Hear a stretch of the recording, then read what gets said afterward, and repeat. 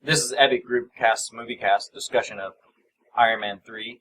Today we're going to talk about the movie, what we liked, what we didn't like. I didn't care for a lot of the film. These two guys liked it. But I want to warn you, this is going to be a very spoiler-filled discussion of the film. So if you haven't seen it yet, please go see it. But anyway, you guys have anything you want to say about it, or? I enjoyed the movie. I mean, it's a fun movie. It's a popcorn blockbuster summer movie. Exactly. Where you go there just to ooh and ah, look at the pretty explosions. Yeah. You know, it was fun. As far as the story overall, I like the fact that for the first good half of the movie, he's not really in armor at all. It's the majority of it. He's not. Yeah. He's vulnerable. He's just Tony Stark. Yeah, with anxiety. Exactly. Yeah, I liked. I like the fact that he's not in armor. It's like a little detective story. He has to figure out all this stuff without all of his fun and cool little gadgets. And it's this weird MacGyver thing. The typical go-to, hey, let me put on a suit, problem solved. Yeah, exactly. I like that. I am probably one of the few people that I enjoyed the big Mandarin twist. I thought it was funny. I thought it was entertaining. And I'm a big fan of Ben Kingsley, and I like his comic stuff and his movies.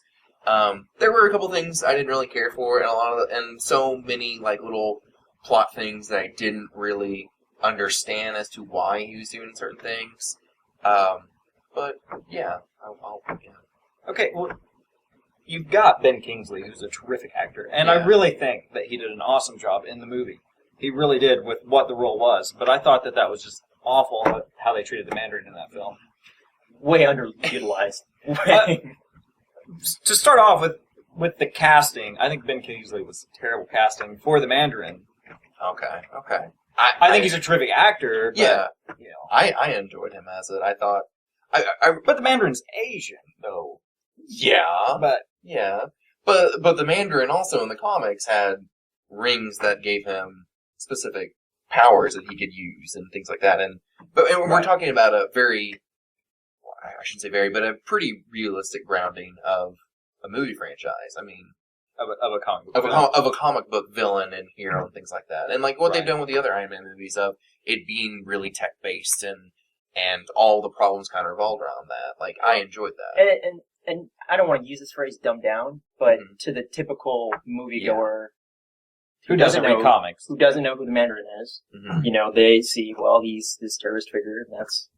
Which I was okay with that going into the film, and I honestly didn't think that we would really get into the science versus magic aspect of these two. But I feel like the Mandarin is the greatest Iron Man villain. He may not be, but in my opinion, I think he's one of the top villains. And to have him just be this throwaway character that, I'm Trevor. Yeah, it's disappointing. That's it. I was very disappointed with that. I get being upset about that, but I just see it. I saw it as this is a new way to kind of view a comic. I mean, right. And that's the thing too. It's just. I mean, it does work for the movie. Yeah. Clearly, they're making a ton of money off of it. So they're doing something. That's not the problem. We can't yell loud enough about how much we hate it for other people not to throw money at it. Yeah. Right. So. Plus, it helps that Avengers came out before this film, and everybody saw Avengers, and so they want to see how things go on because they make references from the Avengers movie in this. But one of the things that bugged me, I guess it's a couple things bugged me, is the armor, the Mark 42, I believe. Yeah. It's a piece of junk. It falls apart if you tap it right. I like to think that it's just like a prototype. That's which I understand it's a prototype, but that's the armor that he uses for the majority of the film. Yeah, I don't think that And he charges it with a car battery. Yeah, he's in that kid's garage. Desperate measures. Okay, but he has a fully functioning arc reactor. Wait, he may have built it just for the specific computer systems and the Jarvis and stuff inside of the suit, not for the main functions like the jet propulsion things like that. That's what I assume. That's the only suit that he can. It's like a backup charge. It's like I'm on the go. I can do this. Yeah. Let me make it so I'm available because he knows by now I've built 42 suits. No, I was just going to say that I really just thought that the 42 was cheap because he charges up twice. He's on a boat. with wires in his chest. I still like to think that it's just a prototype. I stand by the prototype. But the suit is hooked up to him. He's wearing the suit, which has the arc You've never reactor. jumped yourself before? Like, you've never just been really bored and you're like, alright. Yeah. No, never done that. Shock to your system. But, I'll make a note of it and have to do that sometime for sure. You gotta go to first. Really? Yeah. Okay. Helps. That's good to know. Well, I wouldn't have figured that out on my own. now you know. Where's your star in Rainbow? The more you know. The more you know. No, I just think it's weird because he's got the arc reactor in his chest. The armor is on him. Ever since the second movie, we all know that that's supposed to be the best arc reactor he's ever designed. You know, it makes me feel like they didn't watch Iron Man 2 before they made this film. I feel like they're trying to phase that arc reactor out, though, since he has it removed. So that's their... See, that... But the suits should still run on arc reactor. Oh, yeah. Because clearly, what does War Machine run on? I just feel like, why? Yeah, I will. Why make it just for one power source? Why not have it utilize other things if you need to? That's my thing. Yeah. Why just have it specific? I understand that the arc reactor is obviously the main power source. That's awesome, clean energy. You look at it this way: every one of the armors at the end that he just jumps in and jumps out of, like each one of them has an arc reactor type thing built into it. So clearly, we were past the whole it's running off of this energy. Yeah, and that brings me to the one of the three things I hated about the ending. How in the world do we go for 4 movies now with Iron Man in it, and then at the very end he's just like, yeah, I'm gonna get surgery and just get those shrapnel out. Yeah, like, we fixed Pep and we fixed me and we're good. That's the thing. One. Well, in the comics, he gets rid of his heart condition. I'm almost positive that... Yes, but don't spend 3 movies explaining that the reason why I'm a superhero is because I have this thing in my chest that has to be there to keep me alive. And the second one, the basis was I'm, like, slowly dying. Yes. So... Yes. And that was the thing, is like, if he was slowly dying in the second one, why wouldn't they be like, oh, well, let's just take that out and get the shrapnel? Well, see, I thought the extremis was what helped him remove the armor. But he never in the film did address that he got that. Right, it doesn't clear that out, and and I thought it was odd that we never got to see the extremis armor. Yeah, but my biggest things were, one, okay, Pepper is injected with the extremis thing, and that's terrible. And runs around for a good chunk of the movie without a shirt. Yeah, well, that's she's the sportsman. Yeah, still shirtless. Yeah, like, we know why they do that, but like, it ticks me off that we have this giant like villain thing about like if they can't accept it, then they blow up, and there's a big explosion, and that starts the whole thing. But then like Pepper gets it. And then we have this, 3-second resolution of, it's really not that big of a deal you got injected with this. When beforehand, you're making me, be concerned, oh, she got injected? Oh, man, that's she's terrible. about to explode. I thought it was they could die, not that they would blow they up. Could. It depends on, the major character has a 50-50 chance of possibly dying, and, he throws this big hissy fit about, and she falls 200 feet. Yeah. And he's into flames, yeah. Oh, she's clearly dead, even though I've seen people survive worse. Yeah. That resolution is just and he literally says, oh, don't worry, I can fix that. I fixed it, 10 years ago whenever I was drunk. If that was the case, and he clearly, and it shows them writing it on that card, why is it still broken? Why can't she find a way to fix it? He said he was close. He said I was close 10 years ago when I was drunk. So then we now can't sober, see him be like, oh, here's the missing part in there, fix it. It's just pan to him getting surgery and she's okay now.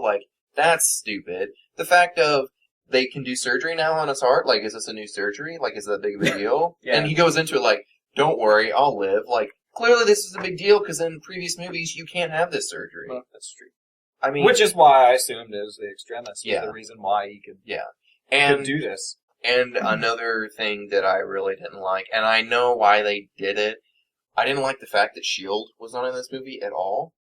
Thank you. Yeah. I mean, the president gets kidnapped. They're not going to send one agent. President gets kidnapped. You apparently have this, worldwide terrorist that is blowing up people with no evidence left behind. And you mean to tell me that S.H.I.E.L.D., who we've just established in a previous movie, is this overarching... Since the first Iron Man movie. Yeah, exactly. Yeah, and now it's they just get Don Cheadle who can't hold on to a suit. Yeah, exactly. That's what I get. Yeah. So, And he has very minor parts in the film. I felt they didn't really use him very well. I really didn't think they would going into this, because I knew that just based on the fact of Robert Downey Jr. may or may not be back for Iron Man 4 or even another Avengers movie. So I really felt like they're going to focus that on him, and they're wanting to push a lot of Pepper Potts into it. And, we'll work on their relationship a little bit, build that up. Yeah, and then in the movie, I mean, it was fun. It was good. I really liked Guy Pearce's character. It was fun to watch that. I don't at all get why he had this big, elaborate, cover it up all of the explosions thing. Yeah, once you take the Mandarin out of the equation, though, he's just doing it for fun. I mean, he doesn't really have... The Mandarin or Guy Pearce. Oh, well, his character, was just to cover up his mistakes. Yes. But then he would do these elaborate things so they look like acts of terror.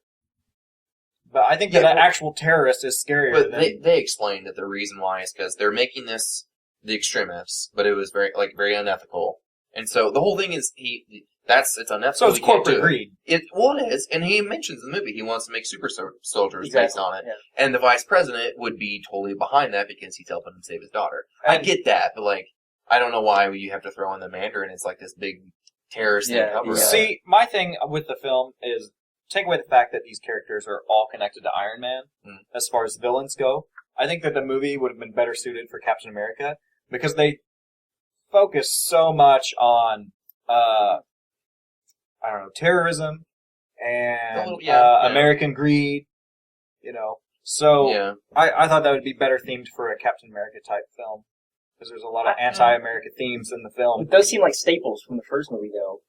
His whole transformation is that I've got kidnapped by terrorists, and now I feel like it's kind of deep-seated for him. And even the American greed, he goes from, I've got this multi-billion-dollar arms company, and then pulling that project. So I didn't really feel like, maybe it could be Captain America, but I think it still makes sense for Iron Man. Right.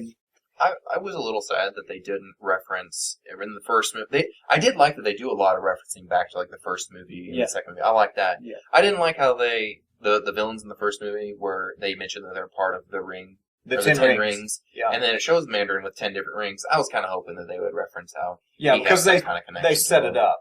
Yeah. Totally. Yeah. But in the first film, but just... It may be cutting room floor stuff. I thought it'd be cool. Nice little touch to it. But... Yeah. I mean, I enjoyed the movie. It was fun to watch. I mean, it's all the little nitpicks I have with it aren't really that big of a deal to me. I'm just the type of person I like a big coherent movie from beginning to end, and any summer blockbuster is not going to be that. It's not huge deal breakers. Yeah, but I mean, unless you're really a deep sea fan, then obviously. Well, yeah. I don't know. I say that if you want to see the movie, go see the movie. Yeah, absolutely. For sure. But if you're on the fence about it, I would wait for DVD because I didn't think it was that spectacular of a film, even up next to the other Marvel films. Well, I will say I saw it in IMAX 3D, and the 3D wasn't all that fantastic. I'm not a big fan of 3D to begin with. So. Well, and my biggest argument for 3D is that if it's post-production, it's converted, it's probably not going to be that great. If it's shot in 3D, it like Avatar and almost every Pixar movie in the last 3 years, looks amazing in 3D. Right. But post-converted, I don't know who Marvel has hired for their... So this is post-converted? Yeah, this is post-converted. None of it was shot in 3D or even IMAX cameras. It was just... 30 minutes ago, they're like, hey... But this is Disney, and they have the money, so you would think that they would want it to look as good as possible. I don't think I've ever seen a movie that's been post-converted 3D that I've just been like, man, that 3D's awesome. Right. But the IMAX part of it, that was really just any big blockbuster movie. I think looks really cool. Yeah. Now they're basically have to be designed for that. So yeah. I mean, if you're talking anything that's going to have you're expecting huge profit. The scale that they shoot them at, you have to. Yeah. I agree. One minor thing, Guy Pearce, whenever he's on fire or burning from the extremis, and you can see his skin, and he has those dragon tattoos, and they're coming through, that was very distracting, because I don't understand why he needed dragon tattoos in the film. It looked like his shirt was burned to his flesh. Kinda. I don't know. I think that'd be cooler. It was just kind of weird that he had those tattoos for no reason, and it was a little distracting. There were a lot of little things. It was a minor thing. Yeah, there were so many little shots in the movie that I just thought were odd. Like when he meets when he's in Tennessee, isn't the kid? Yeah, it's in Tennessee. The kid bugged me. I liked the kid. I thought he was cool. there was a few enjoyable little one-liners, but I thought it was a waste. I distinctly remember like seeing like the female assassin that he runs into as like that whole like bumping into each other. Like I felt like I realized that scene was only to establish like, hey, this character is a thing. You're gonna see it later. Right. Yeah. When I saw it, I immediately thought like, oh, I wonder if she's gonna be the Wasp. That'd be really cool. They introduce the Wasp with Shield, and then it's like that's another agent that gets killed immediately afterwards. But I just thought that like another red shirt. Yeah, but like they introduced that red shirt as if like this is gonna be a thing, and then like 20 minutes later, you're like, oh no, electricity kills these people. Like I liked it. I liked the whole. I would say go out and see it. Just it's a fun movie, and if you've seen the previous ones and you like the previous ones, and even the Avengers, I feel like they did the 2 previous Iron Men, and then they did Avengers, and now they're kind of leaning towards more Avengers style, where they have a lot of one-liners, and they're trying to balance a comedic and action-filled movie, where it's just, I'm going to eat popcorn and enjoy this for the next 2.5 hours. Yeah. So, I mean, I would probably chalk it up to something like that, Plot-wise, character-wise, it is what it is. But, but I would tell people to go see it. I mean, I liked it.